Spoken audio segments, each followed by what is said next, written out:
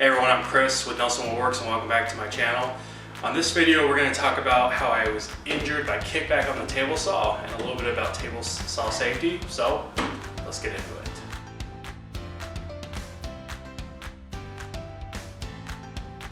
So before I get started, I will say that if you are a little squeamish with bruises or anything like that, I'll go ahead and leave a timestamp on the screen below. You can go ahead and skip ahead to talk about a little bit of table saw safety. I will be showing some pictures later on. I was working on a project a few weeks ago and I was cutting down some plywood and the plywood got bound up, and it was my fault. I'll go into it more, but it hit me right in the stomach, and later that evening my stomach looked like this. Not too bad. Well, 24 hours later my stomach turned into this. So what happened to cause the kickback? I will say everything that happened was completely my fault. I was in a rush, I was in a hurry, I didn't go through all the safety things, so we're going to talk about that right now. So one major feature of the table saw that is installed to help prevent kickback is right here, the riving knife. The riving knife allows the piece as it passes through to split past the blade so it doesn't get caught on the back of a tooth and shoot back at you. A project I had done a while ago, I took out the riving knife. I never put it back in, I honestly forgot. Moving forward, I will be doing very few projects without the riving knife in if I can get away with it. But if I do have to have it out, I'm going to be extremely careful. But there was also something else I did that contributed to the kickback.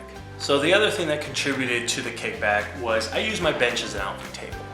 And as I was cutting, I didn't make sure that the material was clear on the table itself. So I was cutting a lot of duplicate pieces, and as I was going through, the pieces were filling up on the workbench and they were getting bound up. So as I was pushing through one of the cuts, I felt the tension on the bench because the pieces were butting up against each other, and because of that and not having the riving knife, it caused the kickback. Ugh, idiot. Whenever you're using an outfeed table, if you have a dedicated one or using a bench like I am, just make sure that you clear the cuts every so often off the bench itself so that way you don't have the material bind up and shoot back at you like it happened to me.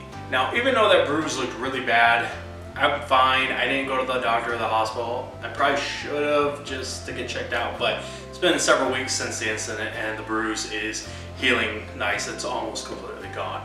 Now, there's a whole lot more about table saw safety that we can go over, but I just want to talk about what I learned and what I'm going to do different in the future. One of the biggest things is the riving knife. I'm going to have this in for 99.9% of my cuts. If I have to take it off, I'm going to be extremely careful about my cut because I don't want to go through that again. The other thing, and I know a lot of us do that when we're in the groove, we kind of just get a one-track mind to get our cuts done. And my biggest problem is I don't always make sure that my outfeed is clear. And this is a bench and outfeed, so if I'm working on something and I need to make a cut, I tend to just make the cut without clearing things off. So in the future, I need to be more safety conscious and make sure that as I'm making the cuts, whatever I'm cutting has enough clearance that's not gonna get bound up and shoot back at me.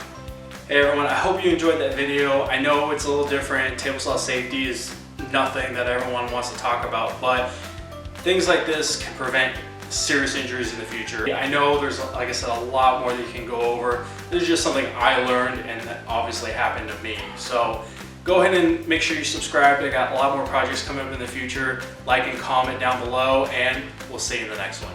Bye.